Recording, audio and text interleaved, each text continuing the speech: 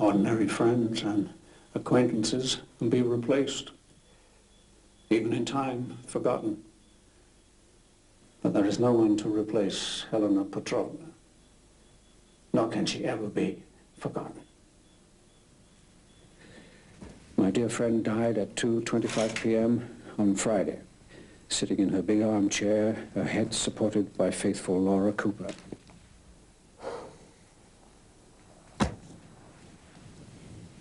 If you need to know about H.P. Blavatsky, I'm not sure I'm the right person to ask.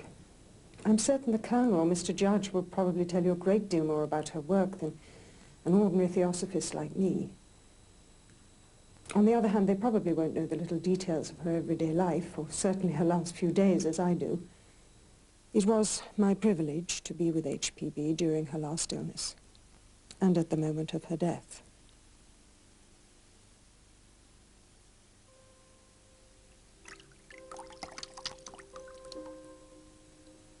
In 1831, in the southern Russian province of Ekaterinslov, a daughter was born to the wife of Colonel Peter von Hahn. They named her Helena Petrovna. With her younger sister, she was raised mainly by her grandparents in an environment of Western sophistication, mixed with superstition and the popular Russian beliefs in spirits, witchcraft, and magical customs and rites. Along with her growing love of music, from an early age she began to show signs of psychic abilities, which developed with her affinity for the love of nature around her.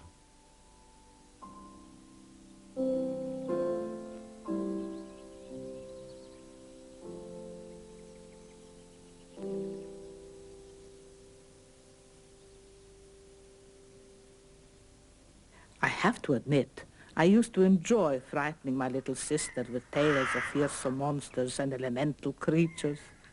I would turn my grandmother's collection of stuffed animals into a dark jungle of predators and fear.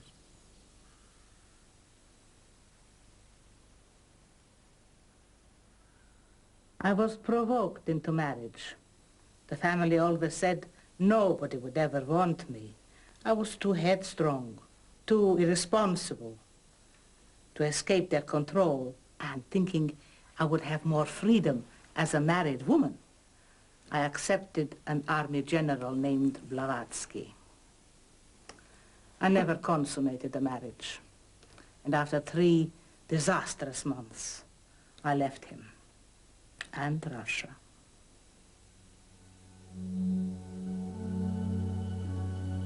She went in search of occult knowledge. In North America, she lived with Red Indian tribes. She traveled through Greece, Egypt, and other parts of Europe. She even joined Garibaldi's army and was wounded at the Battle of Mentana. Then, on a visit to London in 1851, she at last met with a teacher whom she had only seen in visions when she was a child. He was a master of the wisdom, a Mahatma, who was to change the entire course of her life. Mahatmas were and still are a group of people who have, through enormous self-discipline, mastered the essential nature of being human. They are, if you will, perfected men, though some of them would claim that even that term, perfected, is a relative term and that there is more to be achieved. Yet relative to our stage of evolution, they are perfected men. Now, the Mahatmas are really an extension of the consciousness that we experience as self-conscious beings. If, as in her concept, consciousness slumbers in the material realms, becomes sentient in the plant and the animal kingdoms, becomes self-conscious in human beings as self-identity, self-awareness. In the Mahatmas, the extrapolation is it becomes supraconscious. That is, you become aware of your relationship to the source of your own existence, to consciousness per se. So the Mahatmas represent the evolutionary spearhead of humanity, and that we're all, she argues, moving forward into that domain of human experience and understanding.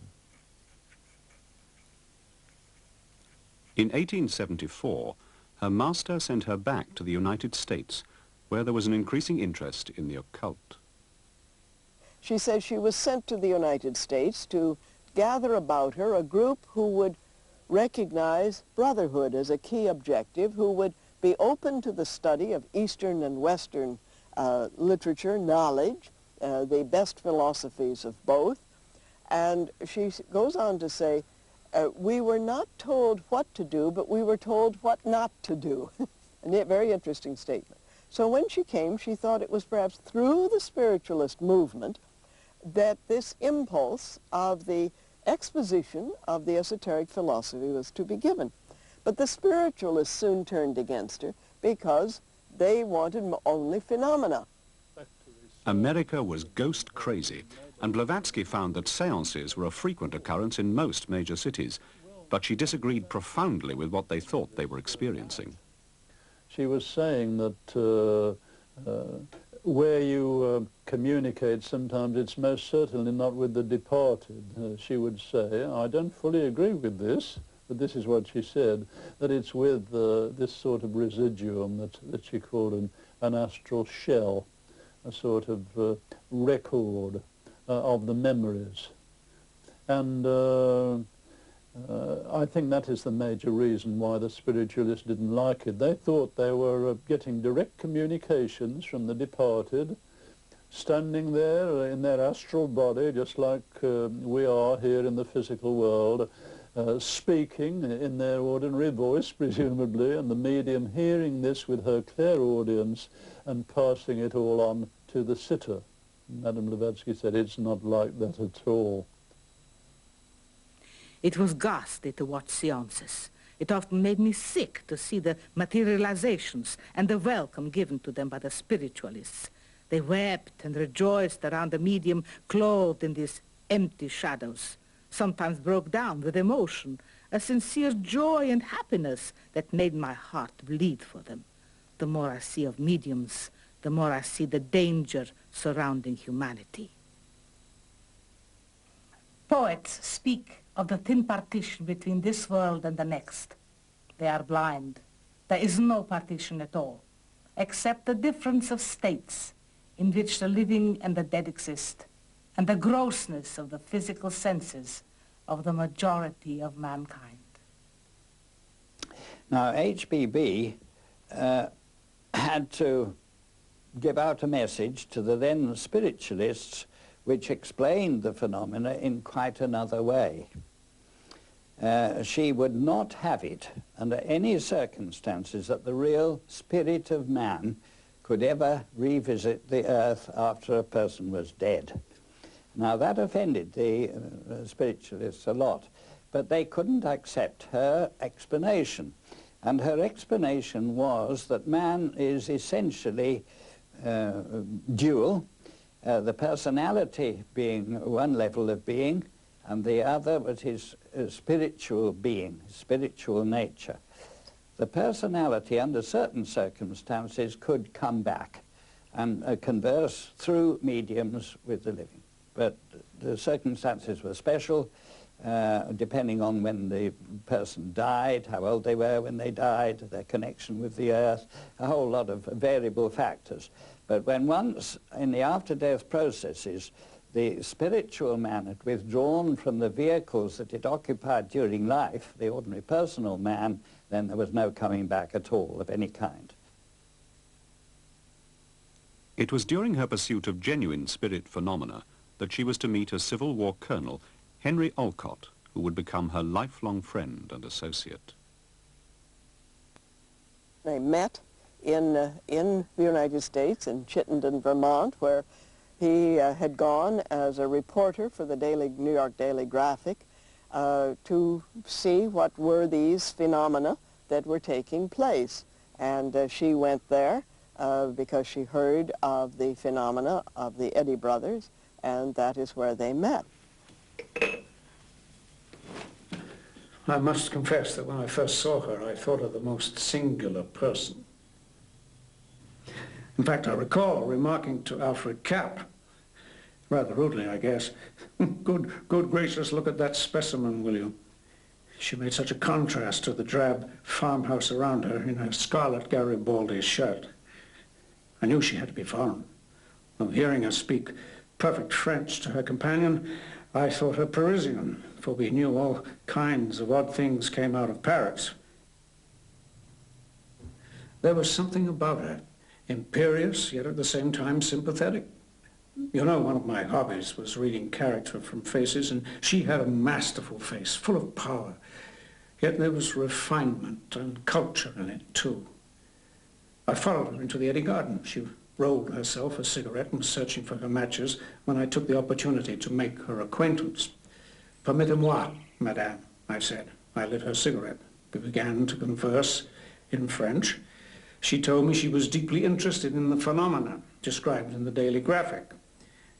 Even so, she had hesitated about coming. I had no idea who he was. I told him I was afraid this Colonel Olcott might drag me into one of his articles. "You need have no fear on that score, madame," I told her. "He won't mention you unless you permit it.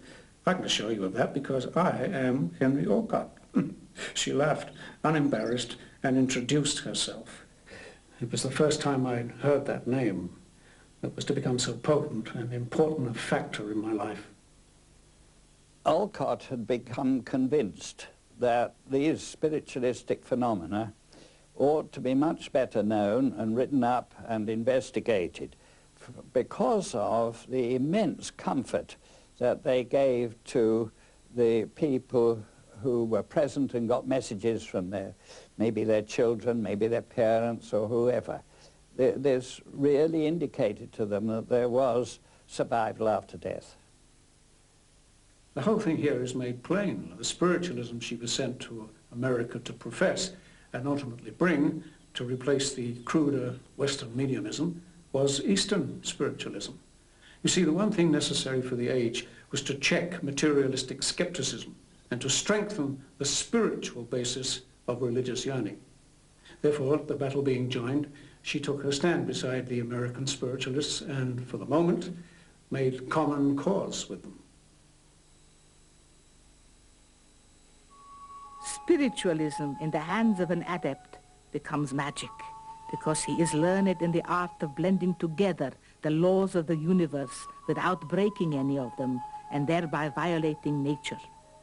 In the hands of an inexperienced medium, spiritualism becomes unconscious sorcery, for he opens unknowingly a door of communication between two worlds through which emerge the blind forces of nature, working in the astral light as well as good and bad spirits.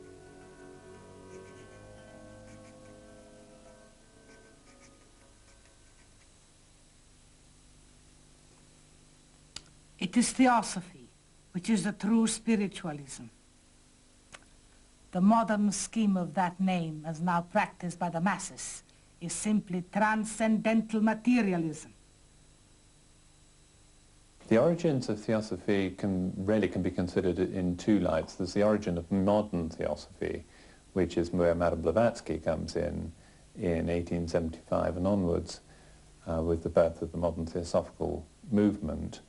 But Theosophy as a term predated Madame Blavatsky and can be traced back to Neoplatonic times.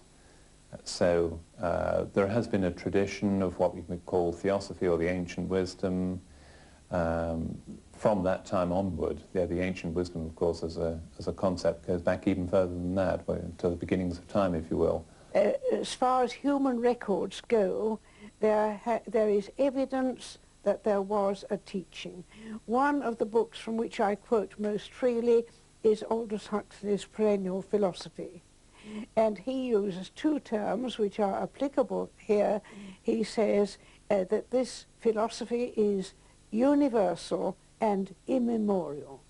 It goes back as far as the records of the human race, and it is universal in every part of the world. Wherever there has been a recognizable civilization, there has been a teaching which certainly shows certain aspects of the theosophical thought, the idea of the unity of life, the fact that there is a spiritual something, to put it no more than that, a spiritual something which is the foundation of life. On returning to New York, Olcott introduced Blavatsky to his friend William Quan Judge, a fellow lawyer, and it was proposed that a society should be formed to express and further these ancient wisdoms and diffuse information about them. They also wished to reconcile all the antagonisms between spiritualists and materialists. The Constitution was drafted, and the Theosophical Society formed on the 17th of November, 1875. In one place, she says that the society was to be established on grounds similar to the American Republic. And I think that's one reason Colonel Olcott was chosen, because from the very beginning, he was, of course, fully familiar with a democratic system, a constitutional form of government. When they formed the society, he was elected as the first president of it, and he helped to draw up the rules and constitution of the new society. And one sees in that how he made use of his legal knowledge and of his association with Freemasonry. Annie Besant once made the statement, H.P. Blavatsky gave theosophy to the world. H.S. Olcott gave the Theosophical Society. Which was the greater gift? It's an interesting statement, because she was not an organizer. She was not organized in herself. She was the teacher. She was the one to convey the wisdom. Although struggling as ever with the problems of too little money and trying to get the society established, in 1875, Madame Blavatsky settled down to write her first great work, Isis Unveiled, and with the help of Olcott, Judge, and others, it was published in 1877. H.P.B. did something I think that people don't fully appreciate. What she did was quite unique in the world of literature. She made a resume of all the old classical traditional knowledge of this subject that had ever been in the world or written up in books. And she went to the trouble of finding all the old scriptures, all the old systems of philosophy, all the old religions, and all the great sages, and she somehow or another acquired a knowledge of what they said and put it all together.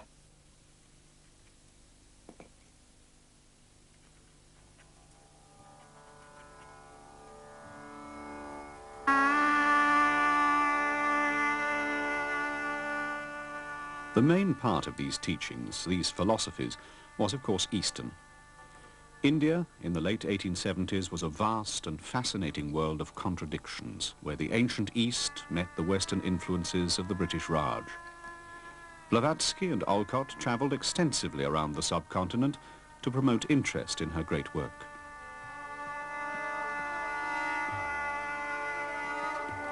They eventually established in the south at Adyar, near Madras, the headquarters for the Theosophical Society. At a time when India was simply the back hole of Calcutta or Sati or infanticide, they saw a vision of India, they saw the magic of India, they saw beyond the poverty and filth that we still hear today. They saw the thing that drew people and still draws people, from the Beatles down to any person who comes today, that magic that still exists in India. And I think this is why the society also still has a headquarters in India, that from here, I think more than anything else, she contributed to the image of India in a remarkable way, in the sense that India, not just the country or locality, but India in the sense of a state of mind. Blavatsky was developing a reputation for producing astounding psychic phenomena. In an empty room, bells would ring, furniture move. Most importantly, letters written to her and her associates by the masters were apported. I found it difficult to understand at first how someone who was attacked by the spiritualist, of whom she so disapproved, could at the same time herself receive phenomena. You can't really discuss H.P. Blavatsky without the phenomena. She did produce phenomena. Again, she pointed to the fact that this was not her chief aim, but it did gain the attention of the world. Well, she hoped that by demonstrating these faculties that she would inspire people with interest to explore the teachings and the ideas that she sought to propagate to humankind. She found that people, when presented with phenomenon, were simply excited by that and they didn't seek to go any further. That's a great pity. So she really turned away from that. I think from those who were around her at the time, they had no doubt that she was very capable. But this fact alone put her in the midst of controversy that was to, in a way, work against her altruistic mission, which was to teach man about the spiritual science and about man's latent capabilities that he could draw upon. So it worked for those around her, but it became a two-edged sword. Yes, I think there's plenty of evidence that she did some amazing things that would excite the parapsychologists of today. But it didn't serve the purpose to which she hoped, which was to draw people towards the understanding and the questions, the great questions that man has always asked. What am I? What is it about human nature that can make these phenomena possible? With such important questions to address, why did Blavatsky persist with something that brought such criticism? Oh, she was so stubborn. Yet she was closer to me than any blood sister, as though we had always known one another. Though as unlike in temperaments and abilities as any two people could be, and often disagreeing radically in matters of detail, we were of one mind and heart regarding the work, and in our reverent allegiance to the teachers and masters, the overseers and planners of that work. I loved her for the other, higher self, which was also the most mysterious. Seeing us together, anyone would have said I had her fullest confidence, yet the fact is that despite all the years of closeness in daily work, she was as much an enigma to me as to the others. In fact, the phenomena were not totally counterproductive. As she had originally hoped, they did attract some influential people, like H.P. Sinnett. He had a unique position as the editor of an influential periodical in India at the time, The Pioneer, and he had the ear of the educated European community in India at the time. He was ideally placed to act as a go-between, so to speak, between H.P.B. and the masters that she represented, and the European community both in India and back in England. But Sinnett's intellect was also a barrier, causing him sometimes to accept the material, yet to doubt the spiritual. In short, to doubt Blavatsky herself. My dear Sinnett, do you believe that because you have fathomed, as you think, my physical crust and brain, you have ever penetrated even the first cuticles of my real self? You would gravely err if you did.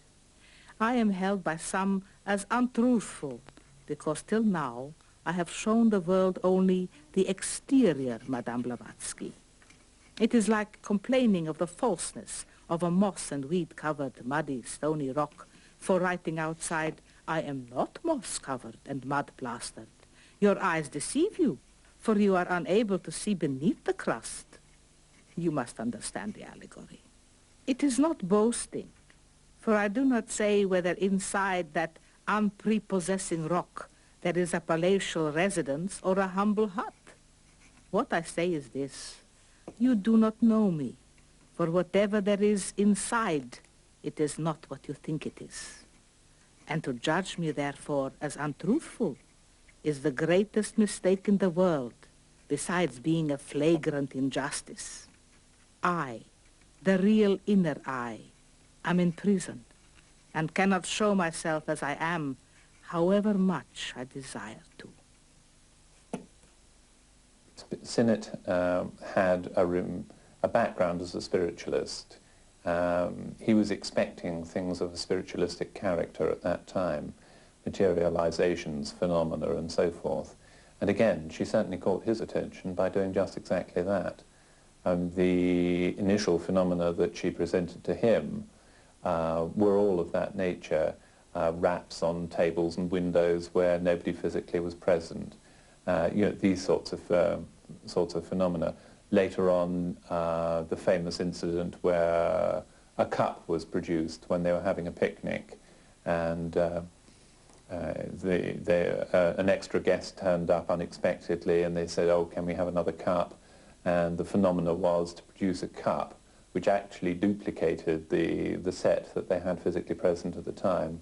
And you know, it was all very dramatic, and they had to dig through the earth and through the roots of a tree in order to find this cup, and there it was. But ultimately, what does that prove? And he was always searching out more proof of whatever the physical phenomena were, whether it was producing taps and raps and so forth in extraordinary places, or later the production of letters, for instance, from the Mahatmas, which were materialized before his eyes. The Mahatma, let's say, sits down to dictate a letter, and first of all, in his mind's eye, he composes the letter, so let's say a page at a time. So he's composed a page and he's now written it with his mind's eye. Now he has to copy that through this process of precipitation.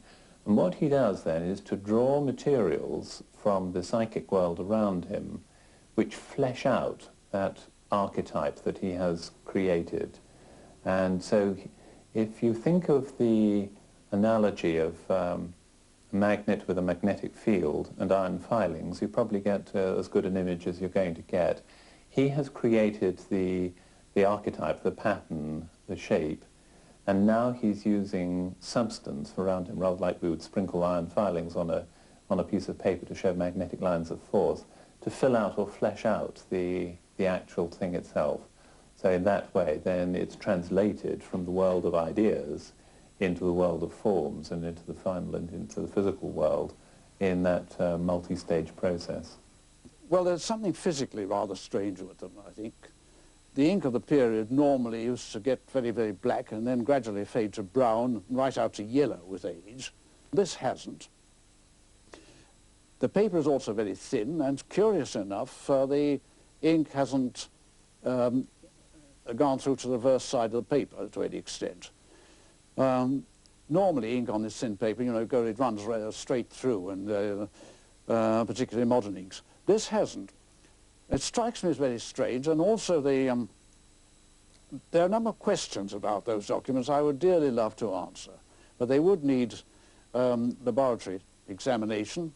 Whether they were precipitated by some miraculous telegraph, I just don't, I don't know. So the letters have two significances. Firstly, that they were written at all, which shows that there was a body of men who were independent of Madame Blavatsky who wrote them. And the second is that the ideas in which they contained. Now the ideas are more in the nature of a teaching guide. It's not so much the information that they present. As another of the recipients said on one occasion, if I were to reproduce all the teachings that we have received, I could tell you the whole lot in the space of a day, and this after a year or so. The point was that the letters were a teaching mechanism, not a form of trying to present ideas. And they have to be seen very much in terms of a teaching method, and to try and educate in it, to try and evoke his inner perception of the meanings of the teachings. But there were soon to be even more injustices and serious misreadings of her character. Madame Blavatsky had befriended the husband and wife, Monsieur and Madame Coulomb. She met them in Cairo, I believe, and she befriended them and took them to Adyar. And he was a sort of handyman, and she did work for Madame Blavatsky too. When they came to Madras, it seems that Madame Coulomb had tried to borrow a large sum of money from one of the Indian princes, and Madame Blavatsky had thwarted this. And just before leaving for India, she told Madame Blavatsky's servant that she would ruin her. It seems that Madame Blavatsky actually wanted to get rid of the Coulombs because when they were finally dismissed, when Madame Blavatsky and Colonel Olcott were away in 1884, she simply telegraphed them saying, "Sorry, you go prosper." Now, someone has incriminating letters, you certainly are not so nonchalant knowing that this person has the goods on you. She found that they were doing certain improper things, fraudulent things, and she sacked them. And but before they went, certain Theosophists believed that they did one or two things to queer her pitch. Madame Blavatsky had a sort of cabinet in which letters were supposed to appear from these Mahatmas. They appear to have cut a hole between this cabinet and a wardrobe which was in Madame Blavatsky's room, the other side of the wall. The cabinet was in the so-called shrine room. And of course, it looked as though Madame Blavatsky had been putting these ostensibly paranormally acquired letters from the Mahatmas through this hole, which would, of course, have been fraudulent. Although these attempts to discredit her did not damage the society directly, the claims of the Coulombs coincided with an investigation on behalf of the Society for Psychical Research by Richard Hodgson, who, on completing his less than thorough inquiries, decided she was a fraud. Hodgson report relies on one chief key witness, Emma Coulomb, who was a hostile witness. She'd been fired from the Theosophical headquarters for bad conduct. She had sworn to get even with Blavatsky, which she did, but that makes her a very suspect witness anyhow. But then there was a question of the handwriting evidence that Hodgson went into in quite considerable detail with an expert called Netherclift. And I did have to examine the actual documents and the claims that were made. The comparison was made by Hodgson himself. And I think I managed to demonstrate the falsity of these claims. Anybody who's read the Secret Doctrine and certain other publications of Madame Blavatsky would think it was almost ridiculously laughable to think that somebody who could write something like that was fraudulent. The SPR is not supposed to have a collective view, but in fact, the Hodgson report had the effect of stifling any further discussion of Madame Blavatsky, phenomenal work or anything else, for nearly 100 years. And in fact, it seemed to have become the policy of the SPR not to publish anything at all about her. I think if Hodgson could have considered the possibility that some of Blavatsky's witnesses were telling the truth, and Emma Coulomb might have been lying, he'd have given much fairer reports and wouldn't have had this, you say, devastating effect on history. Blavatsky, outraged, wanted to sue for slander, but the Society Committee would not support her, and she was dissuaded by Olcott for her own sake. She left India on March the 31st, 1885, never to return. The memory of H.P.B. is by no means forgotten in this place. Although she lived here for a very short time, I think the imprint of all that she said and did still remains very strongly here. So Adyar, I think, will always be regarded as the home which H.P.B. loved very much in India. Because H.P.B. felt forced to leave India, she came to England, and it was here that she produced her most enduring work. Free from Indian influence, she was very widely read. She became a teacher in her own right. And she produced The Secret Doctrine, The Voice of Silence, The Key to Theosophy, innumerable articles, all of which I think are of permanent value. And it may be that one of these disasters that come along in life, and seem to be tragic, have a purpose in the end, and you look back and think, well, perhaps it's the best thing that's happened. Yes, Master gave me a choice, that I might die and be free if I choose, or I could live and finish the secret doctrine. He told me how great would be my sufferings and what a terrible time I would have before me.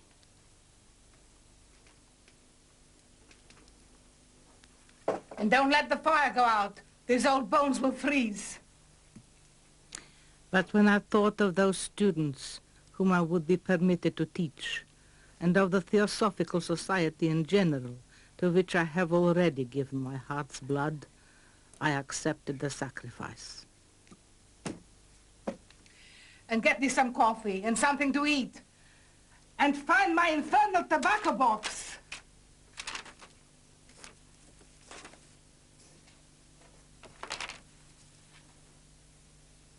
She had outbursts of anger, yes, of losing her patience, and of great distress also at some of the things that were said against her, and also she was extremely distressed by the way in which the names of her teachers were being dragged into the public press.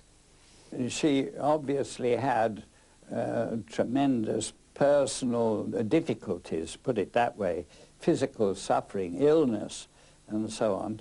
And of course, the stories that the masters told us about her not being a complete being even. So when she left Tibet, after she'd had this occult instruction, she had to leave one or part of her, one of her principles behind.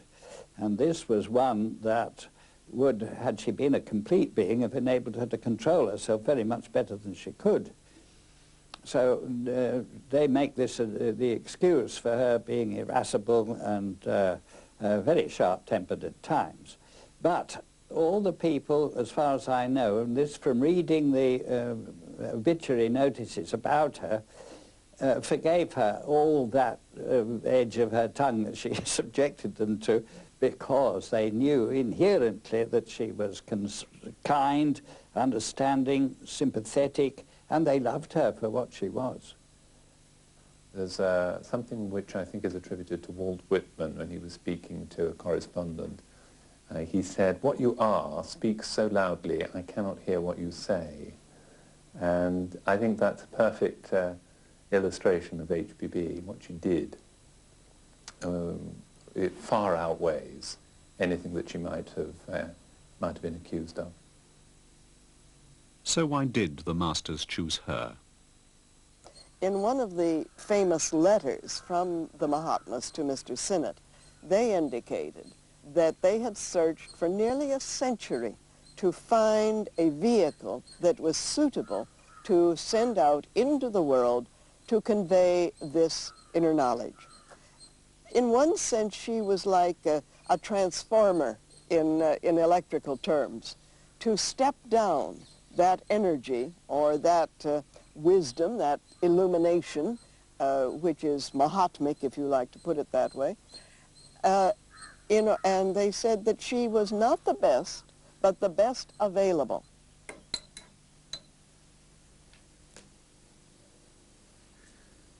Her life, as I have known it these past 17 years, has been a tragedy. The tragedy of a martyred philanthropist. Selfless, giving herself freely to her work and the spiritual welfare of humanity, she's been hounded by slanderers and bigots. Laura, my dear, to my judges, past, present, and future, I have nothing to say. But I tell you, we are living in an age of prejudice and paradox, always struggling between our honest convictions and fear of that cruelest of tyrants, public opinion. Give me my pen. I will write that down. But how is popularity to be acquired? Very easily indeed. Howl with the wolves, reverence mediocrities in public favor, shut your eyes to any truth unpalatable to the leaders of the social herd, bow low before vulgarity and power, and bray loud applause to the rising donkey who kicks a dying lion, now a fallen idol. It is amazing the shallow falsehoods that have been circulated against her. Among them, perhaps the wickedest, are charges of immorality. Well, if ever there was a sexless being, it was she, nor has she ever, in all the years I've known her, drunk any kind of liquor. An incessant smoker, true, strong language and eccentric to a degree in most things of a conventional nature, but neither thief, harlot, drunkard. nor any of a dozen other criminal things she's been recklessly accused of by a set of scurvy writers unfit to clean her shoes. She was a channel to teachings of the Mahatmas, which she argued were real people, real identities, and she was a channel for that wisdom within herself, which she sought to ground and to put into literary terms, and she was a channel for the information within nature itself, recorded in what she would call the Akashic realms, nature's indelible memory.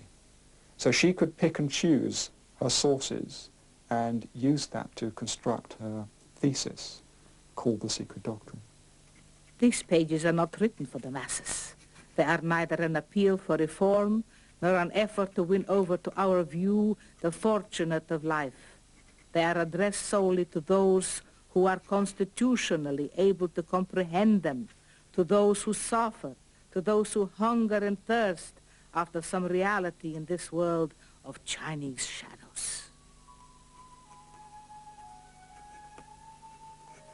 Every atom has life in it, however latent and unconscious, and moreover is a little universe endowed with unconsciousness, hence with memory. Everything in the universe is alive. Consciousness is contained in all matter, and both the seed and the speck must have the latent potentialities in them. For the reproduction and gradual development, the unfolding of the 1,001 forms of phases of evolution. Hence, the future plan, if not a design, must be there. Her reason for writing The Secret Doctrine was to represent wisdom that had been around for many centuries, to try and gather together, to synthesize what she calls the perennial tradition into modern culture, to reintegrate old ideas with the new. Now, she was dealing with a culture that was dogmatic not only in their theological thinking, but also in their scientific thinking, in that they had got to a point where they believed that there was nothing really more to find in science. There was no major discovery just around the corner. The time she was writing The Secret Doctrine in the late 1880s was before the atom had been split, before any of the modern theories of subatomic particles and quantum physics had been expounded at all. And at that time she was already saying that the essential nature of matter was energy, and that anything, the appearance of solidity associated with the atom was an illusion. And I think that was entirely prophetic. But when you acknowledge that the atom is divisible, then you can disassemble and re-aggregate matter. And matter and energy being identical, different forms of each other, was a notion that she had and was prevalent to the whole ancient tradition, a notion that was only validated by Einstein's work. So she had a whole set of concepts, not in specific detail, but she knew that the materialistic age was due to end in due course. Cosmologists accept a model of our physical universe which is based on the laws of physics primarily. And although that model is changing and being updated continuously, it is primarily a physical model. Madame Blavatsky would regard the universe primarily from a spiritual point of view. I use spiritual here in the sense of essences and laws and processes, the fact that the universe is a living whole and so forth, and that the physical universe that we now see is an outgrowth, is a final manifestation of those inner spiritual living processes. In my book, The Rebirth of Nature, I show how modern science is now leading us back to a sense of the life of nature. We now see the cosmos as like a developing organism again. It's not like a machine running out of steam. It starts with the Big Bang. It's like the hatching of the cosmic egg. And the cosmos has been growing and developing ever since. Gaia, the Earth, is seen once again as Mother Earth, a living organism. Again, a very ancient view that's come back in a very modern scientific form. Fields and the field theories of science are now reanimating nature, giving a sense, again, of the invisible organizing principles of the world. And through the theory of chaos, we've now, and quantum indeterminism, we've now recovered a sense of the spontaneity and freedom of nature. And through the evolutionary theories of Darwin and now of cosmic evolution, we have a sense of creativity in all nature. This is nothing like the old mechanical clockwork universe of the 17th century. It's more like the old ideas of a living world. And of course, theosophical thinking, like all traditional thinking, is based on the idea of a living cosmos, not on the idea of a dead machine. So there's a curious way in which modern science is transcending the mechanistic worldview and leading us back to a sense of living nature. It's interesting to compare two descriptions of the cosmos, one given by Blavatsky in The Secret Doctrine, and the other given by Robert Jastrow, who was director of the Institute of Space Studies.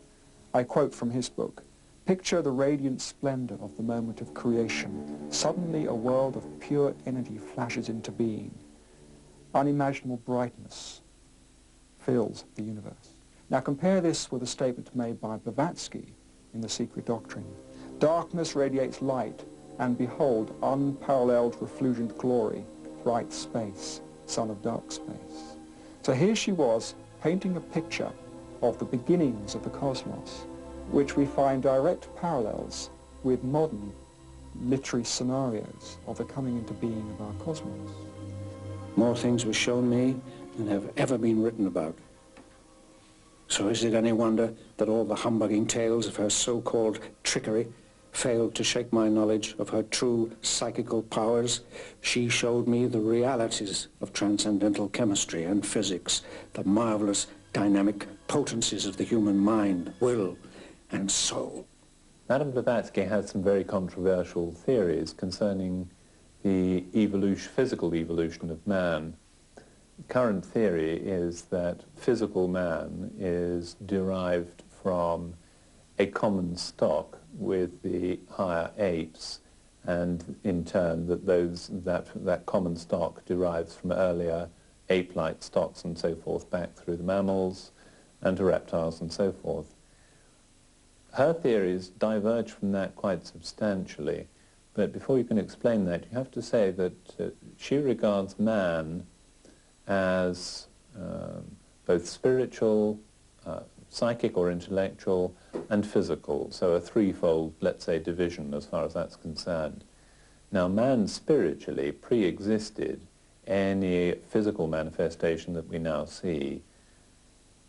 The processes of physical evolution start with projecting a prototype or a template or an image of what is to be physical man into the physical world at some far distant point in the evolution of the world.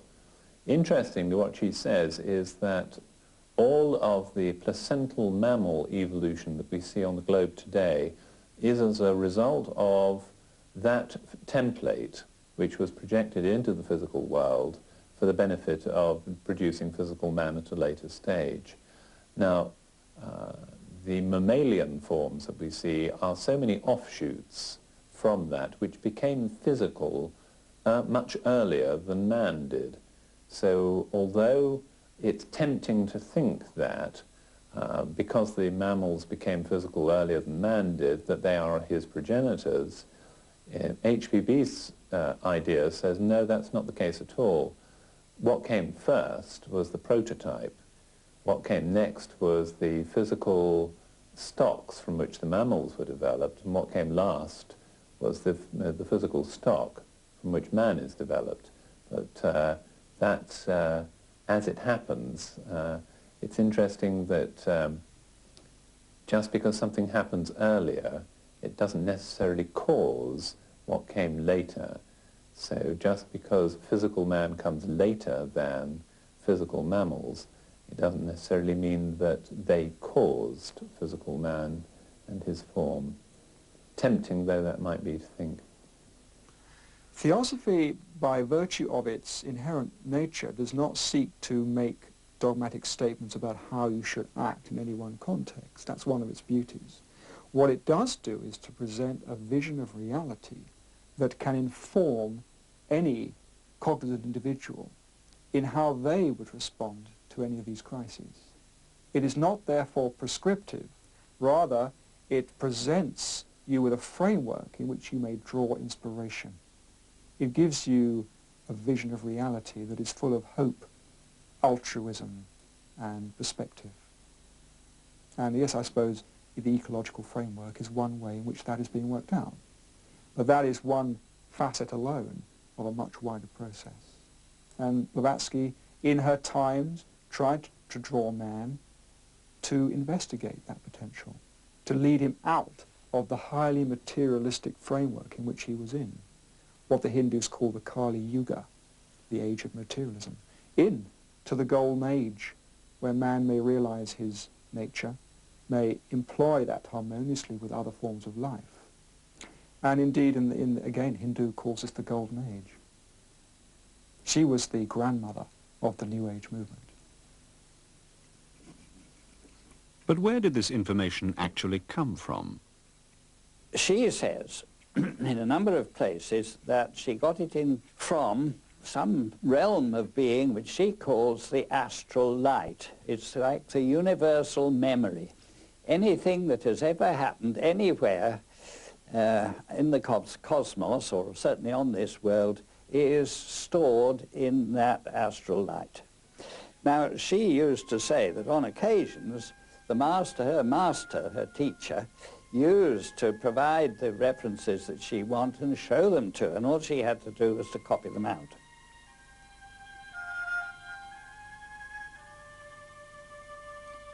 But whatever the form and format of the work, it still required tremendous will, energy and focus, not just to do it, but also to just stay alive. Now the vicissitudes and prodigious amounts of sheer hard labor were finally taking their toll. Even with her strong will and the support of the masters, by April 1891 she had little physical strength left to resist any illness.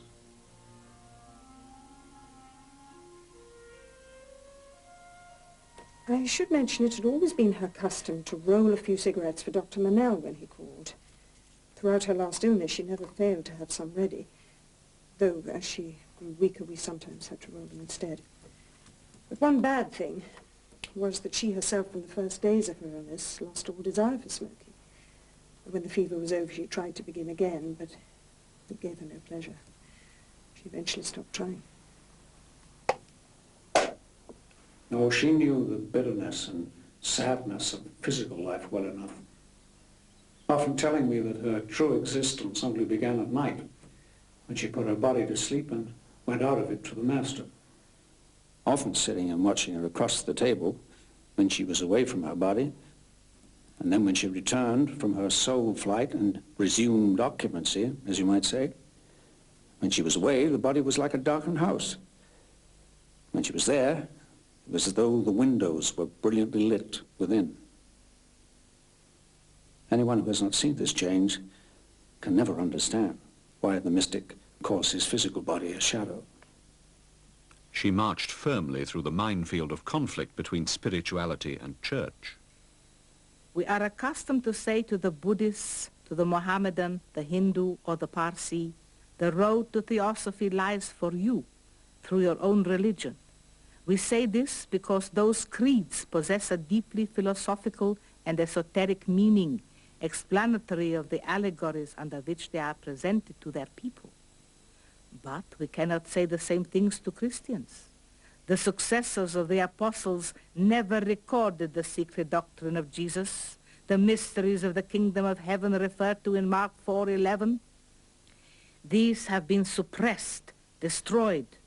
What have come down the stream of time are the parables, fables, which Jesus expressly intended for the spiritually deaf and blind, and which modern Christianity either takes literally or interprets to the fancy of the fathers of the secular church. So that now, Christianity has no esoteric foundation known to those who profess it. In almost every point, the doctrine of the churches and the practices of Christians are in direct opposition to the teachings of Jesus. It is useless, therefore, to try and convince such minds. if they are unable or unwilling to study even the broad general idea contained in the term karma, how can they comprehend the fine distinctions involved in the doctrine of reincarnation? Karma is the sum total of our acts, both in the present life and in the preceding births.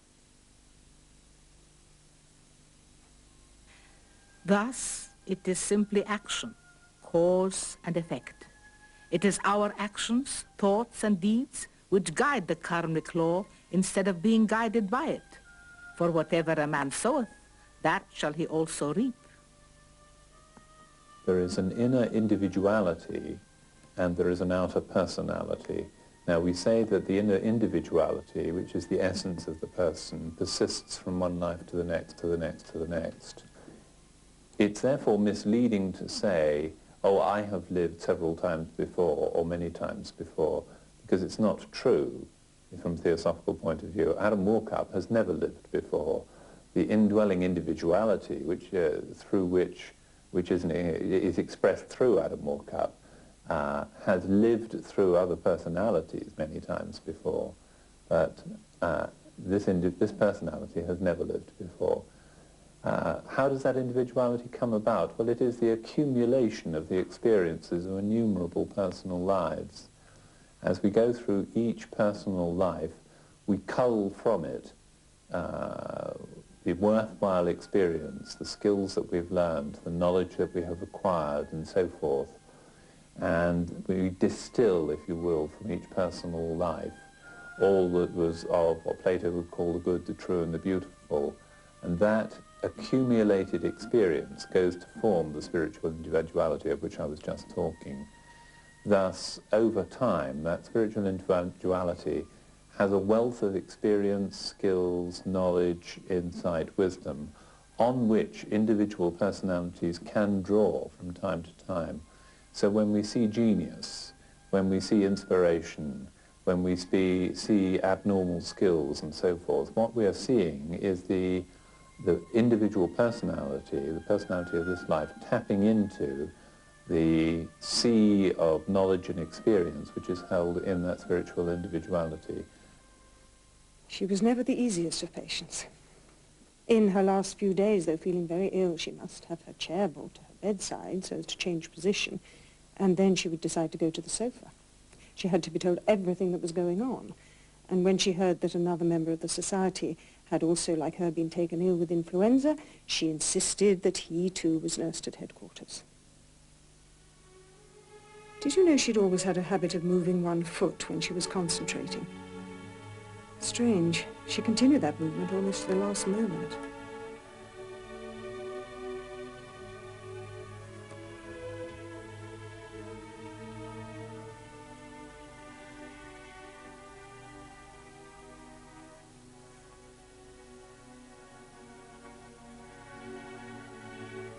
Yes, she was very, very strong-willed. But I think this was very much part of her occult training, that in order to achieve what she did, in order to be fit to do the work that she did, she had to become entirely her own person, and that what happened in and around her had to be as a result of her will and not as a result of being a passive medium and allowing things to happen to her. She describes the processes through which she went in her life as moving from mediumship, from being a medium to being what she called a mediator, somebody who's consciously in control of the processes within herself and of the psychic world, rather than being a passive subject to those forces and influences. The day before she died, in spite of her brave efforts, it was very apparent she was suffering intensely and only her powerful will was sustaining her. But she must still have her card table and her armchair. She tried to play patience. Her dear face was pitiful to see as she tried to behave as normal. She fought so hard simply to breathe. I was privy to no momentous last words. Those of any importance had been spoken in the early hours when thinking that my sister was nursing her, as she had done at Adyar. She said, "Isabel, keep the link unbroken.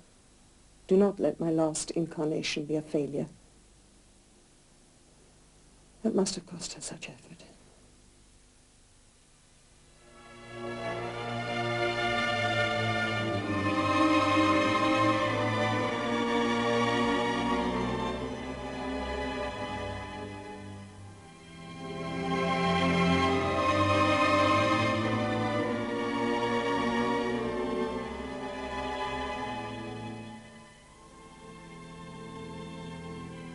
H.P.B.'s enthusiasm was a flame at which all our Theosophists lit their torches.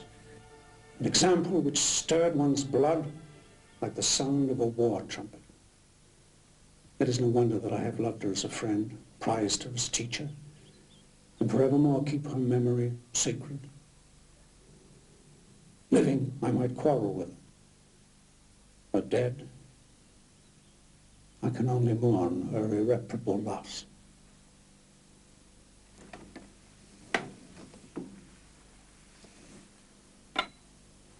I sat beside her with one arm round her, supporting her head. So quietly did she finally slip away that I hardly knew the second she stopped breathing. And then a great sense of peace filled the room.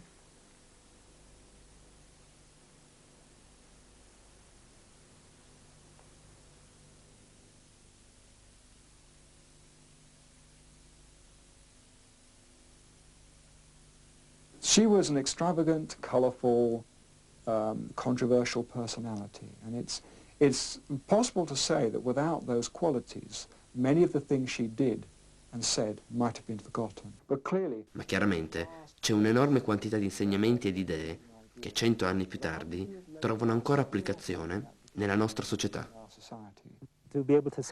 Essere capaci di sedersi è semplicemente scrivere su qualunque argomento immaginabile, e scrivere, scrivere e ancora scrivere, e far sì che i propri lavori sopravvivano alla prova dei secoli. Infatti, anche i grandi scrittori di letteratura sono scomparsi, mentre lei è diventata un fenomeno mondiale. Non lo faceva per il beneficio di se stessa, o di tipi come me o te, ma lo faceva per il beneficio di tutta l'umanità. Ed ecco qui la parte messianica. Se solo le razze umane, gli esseri umani, le nazioni, i gruppi di persone avessero preso nota di ciò che diceva e vissuto secondo le leggi, avrebbero trovato così la panacea, come la definiva lei, per tutti i loro mali. Non sprechiamo tempo in inutili rimpianti. Cerchiamo di pensare e fare ciò che lei avrebbe desiderato in queste circostanze. E ringraziamo perché è stata liberata dalla sofferenza. Un raggio di luce nella nostra oscurità. Se non fosse stata convinta che c'era nella società chi era in grado di continuare il suo lavoro, ella non ci avrebbe lasciati. Non ci sarebbe stato lutto o i soliti rituali funebri, cosa che potrebbe sorprendere quelli al di fuori, che non capiscono ancora lo spirito che anima i teosofi, che il corpo è un semplice indumento e la morte è semplicemente un cambiamento.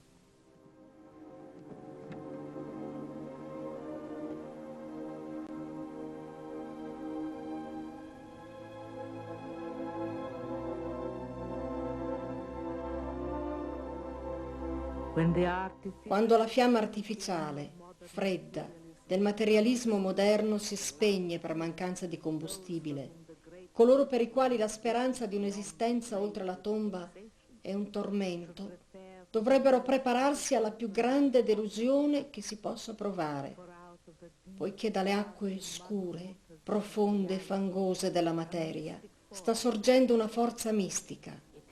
Non è che il primo fruscio, ma è un fruscio sovrumano e soprannaturale solo per i superstiziosi e gli ignoranti. Lo spirito della verità sta ora passando sulla superficie delle scure acque e andandosene li costringe a rivelare i loro tesori spirituali. E questo spirito è una forza che non può essere ostacolata e mai mai essere fermata.